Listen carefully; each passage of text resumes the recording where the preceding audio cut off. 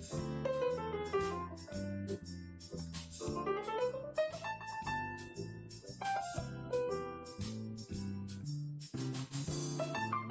your hand when I introduce you.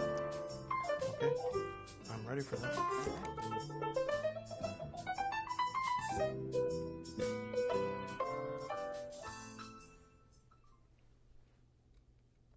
Hi, I'm Maggie Bowman, and this is Arts Alive. We're here today to speak with metal artist Chuck Dolence and talk about the upcoming show, the Metal Arts Gift Show. Chuck, thanks for joining us today. Great to be here, Maggie. Nice to meet you. And I have to say, I'm looking at this beautiful piece of metalwork here in front of me, and I've never seen anything like it. And you've got some time today to talk all about your artwork and tell me how you got interested in assembling parts like this. Well, thanks for asking. I call my mechanical creation musanicals because many of them are built with musical instrument parts and mechanical parts. Musanicals. Okay. If you look closely, you'll see trumpet valves on this particular piece. And I had gotten interested in building things when I was a little boy. My brothers were hot rodders, they were builders. My dad worked in a factory. He was very creative. He was always doing something. We lived in Cleveland near the White Motors Manufacturing Company where they built trucks.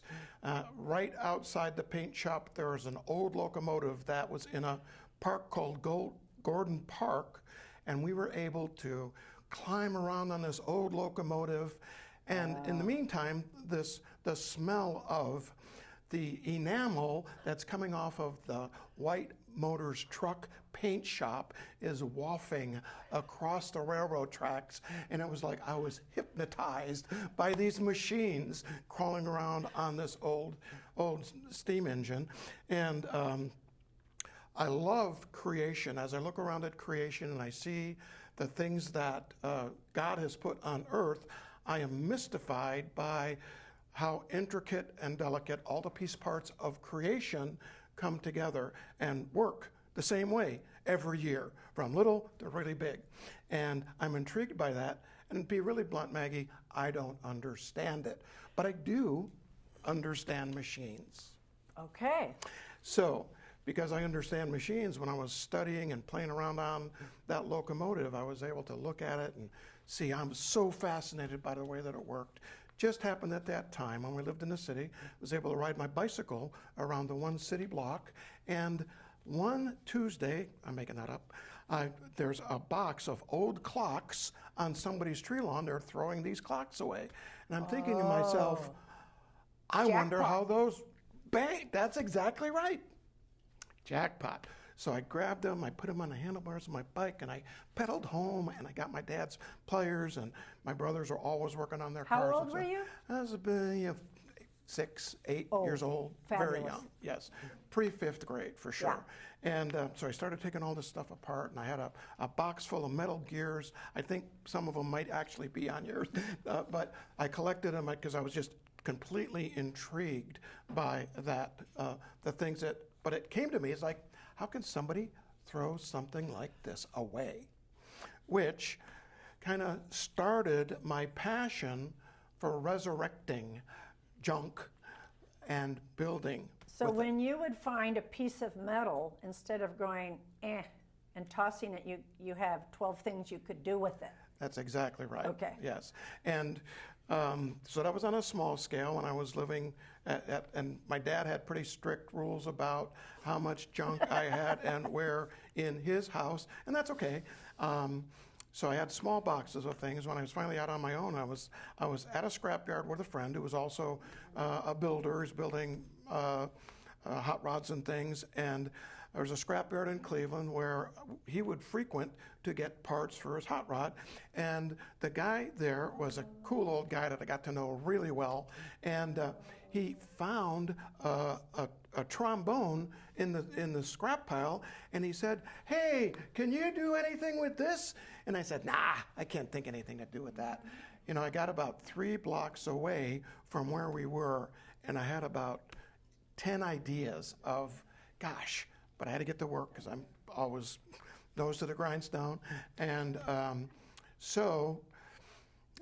but I started thinking about musical instruments. And as I started studying musical instruments, I was able to eventually find some at scrap yards and garage sales. And I get so intrigued by the brilliance and the genius of not only the designers, but the producers of these instruments that I said, man, I was so intrigued by that I started to think about things that I could use those instruments for in my art. That's amazing. How long does it take you to make a piece like this?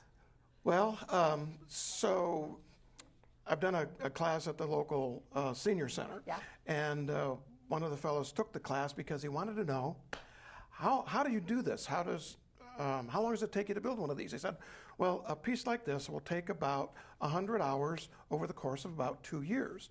And he just said, oh, wow. He said, oh, you're not brilliant, you're just patient. And I said, oh, thanks, I think. Maybe both. But the fact of the matter is, I start a process of sometimes I have an idea and I'll look for parts to suit that idea.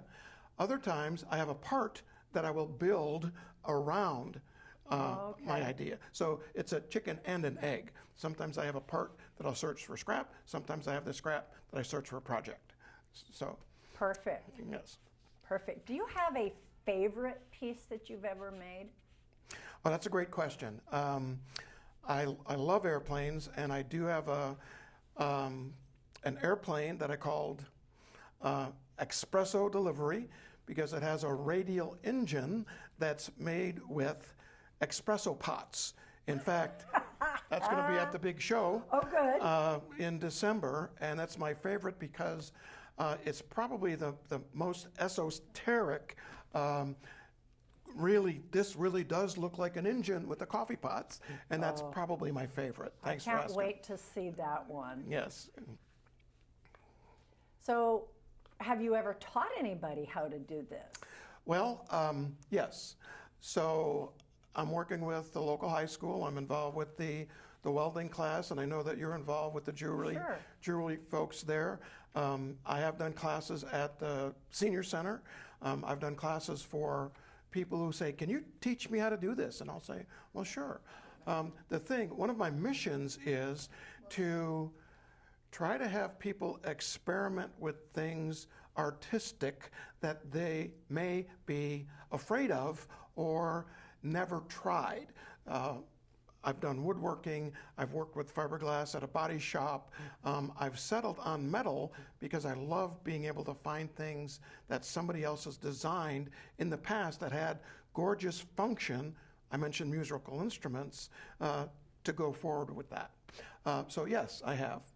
So there's a lot of invention, but I see a lot of innovation as well, where you take things that are already made, but you use them for different reasons.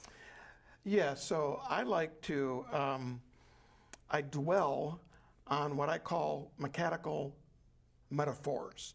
When I see something, for example, when I'm teaching design, as I have been with the local high school, there's some young fellows who are building some cars for one of the welding projects, and I said, have you ever thought about what kind of metal part could you use to make some almost realistic looking wheels for the cars that you're building? And I showed them one of these parts, and they said, that might be it. I said, but there's other things too. Think about valve handles or old casters. There's lots of things that you could take a tire or a wheel and build a mechanical metaphor with your art. It would be fun to take those kids through a field trip through a junkyard. Oh, it'd be fun for me too. Let's do it. Who's got the yellow bus? Who's got the short bus? Do you ever lose patience with a project and just set it aside for a while? No! Well, yes, I do. In fact, one of the other pieces that will be at the show in December, I call Shorty. It's a locomotive that many of my locomotives have 3 or 6 wheels. Shorty's only got 4. It's going to be a short one. And I tried to incorporate some bicycle gears and derailleurs, which I normally don't do. I don't usually take something that's not really shiny metal and build them into my pieces. And I was really frustrated with it, so I literally set it aside for a couple of years. And then one day I said, you know what? I look at every piece that I do as a design challenge.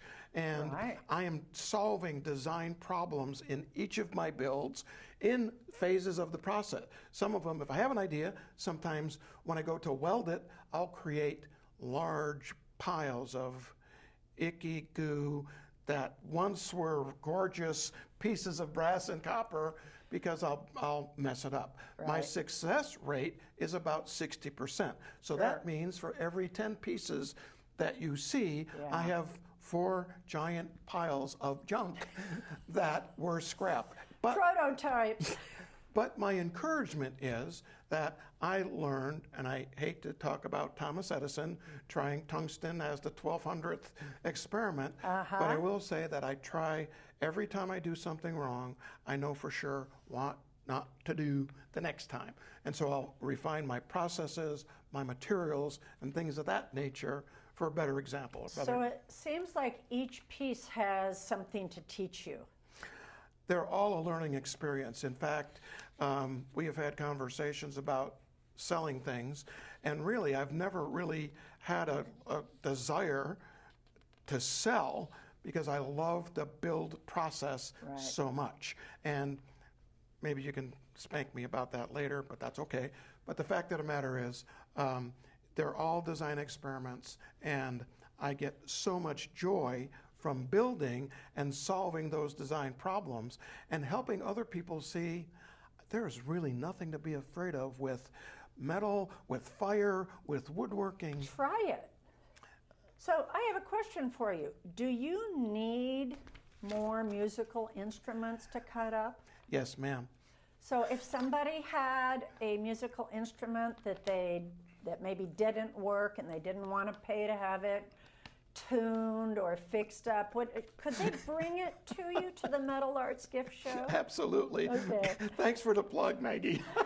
Just wonder, because I have a flute at home, and I know it would cost quite a bit for me to have all the pads redone, and we'll see. We'll talk. We appreciate that. Thank you. It's got neat little, I'm looking, show me where the trumpet parts are on this. So this is a V6, a V6 engine. Yeah.